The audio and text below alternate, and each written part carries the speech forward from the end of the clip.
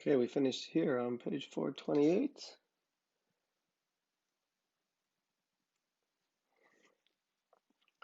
Once the Quillitary's front line had turned into a magical pile of stiffs, Simber roared, "Advance!" Inch by inch, yard by yard, Simber moved forward on the Quillitary, his squad close behind, and the other squads following in their wake.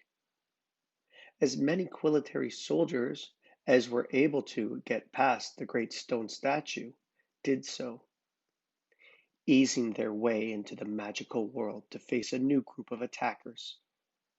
The afternoon wore on, Simber unwavering, though chipped in spots. Alex gaining confidence as the battle continued. Megan temporarily set back by a melee attack that left her slashed from shoulder to elbow before she was able to stop the three attackers with a fire step that sent them running away. It was nearly sunset on the desolate side of the wall when all those of the Quillitary who hadn't made it into Arteme had been contained in one fashion or another. Simber sent Rufus to Clare Morning with this news as the squads outside of Arteme regrouped and refueled on water and food that somehow had appeared at the gate, delivered by some brave protector. When the Squirlicorn returned, he bore this news. "Miss Morning is sending out the night watch. She requests the backup squads deliver the injured into the mansion at once." Rufus took a deep breath and continued. "Simber?" He shook his head almost as if he were reluctant to deliver the rest of the message. "Claire wants you and Alex to meet her in the mansion roof immediately."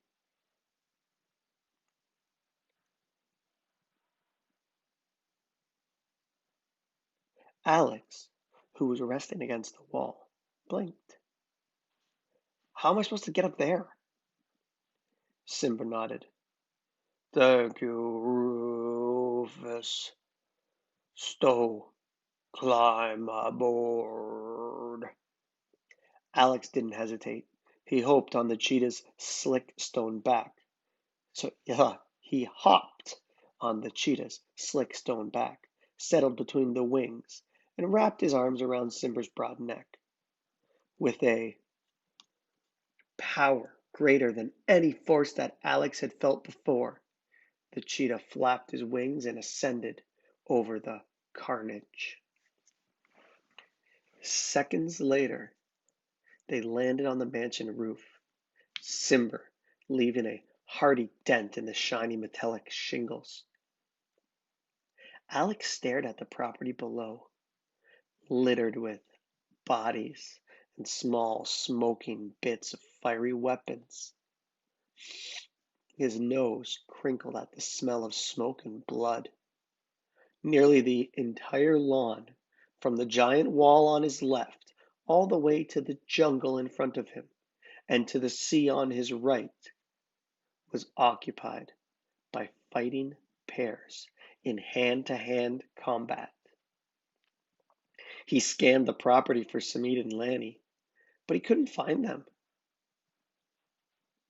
"Well done, Simber," Clare Morning spoke in a smooth, firm tone. She had a bandage on her shoulder, the center of it stained with blood. "They've nearly run out of ammunition for their guns.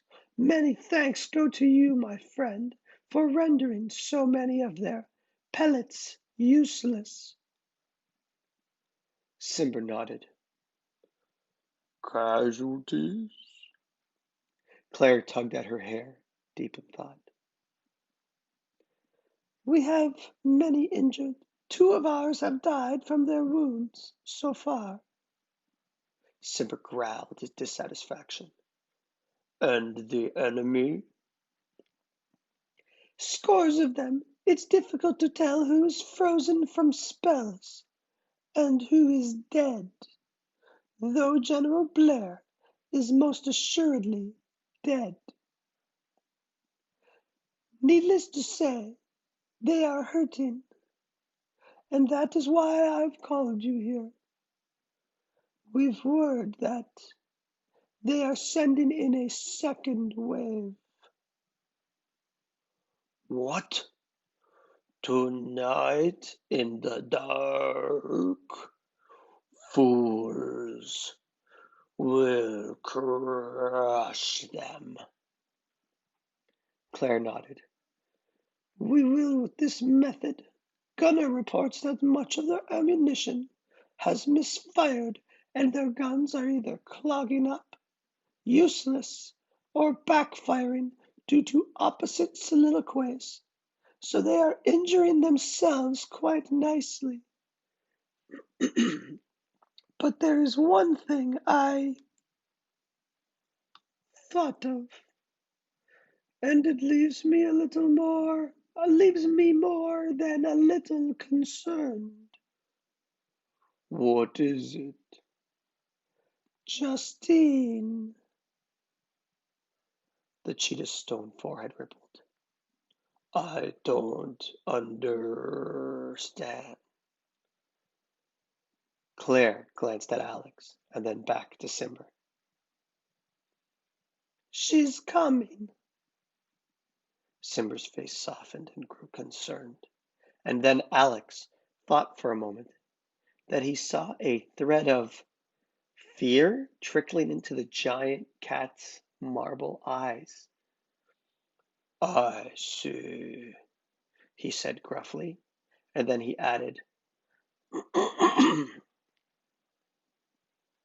She'll expose herself if she uses any of her magic.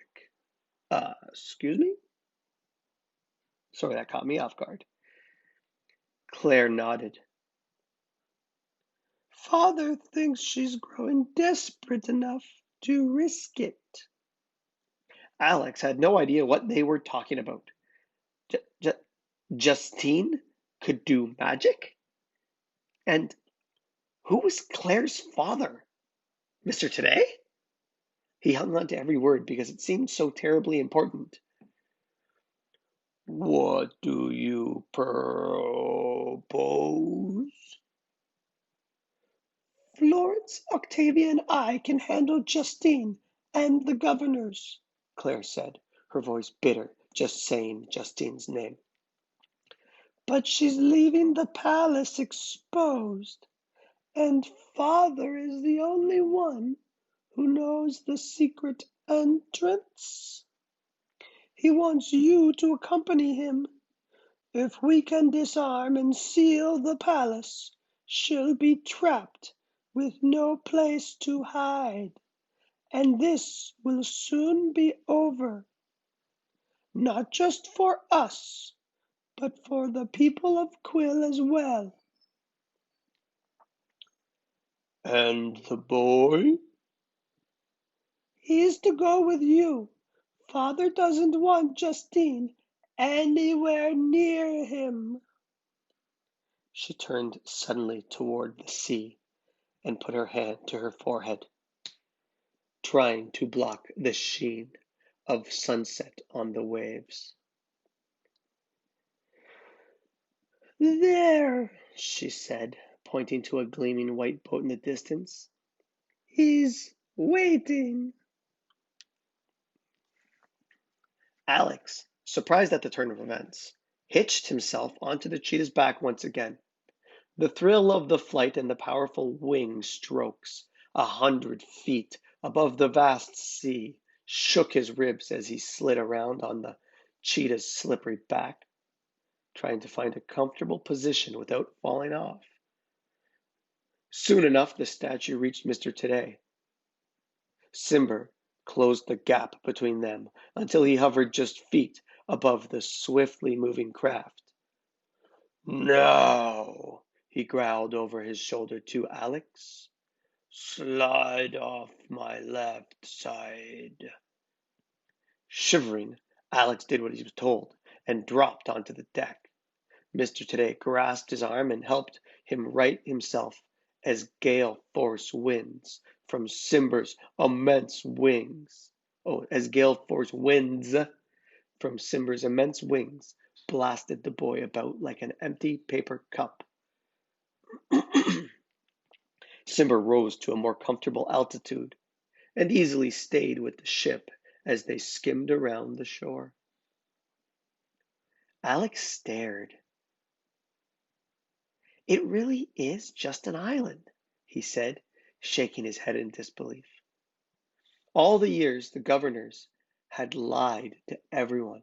It was crazy. He peered ahead at the islands in the distance, growing closer as they rounded Quill. Mr. Today glanced at Alex. There's an entire string of islands out there, most of them inhabited by good, decent people. But we lost contact with all of them when we built the wall. The old Madge stood at the helm, his hair looking perfectly normal for the occasion. He looked weary. Ugh. Alex's teeth chattered with anticipation and the cool evening sea breeze. Where are we going exactly? Ah, sighed Mr. Today. I suppose we can't just enjoy the ride tonight, can we? No, indeed. Why don't I take this thing out more often is quite beyond me. I used to take Claire fishing. He shook his head, forcing his thoughts back to the threat at hand. We're going to the palace. You know about the secret entrance into Quill, do you not?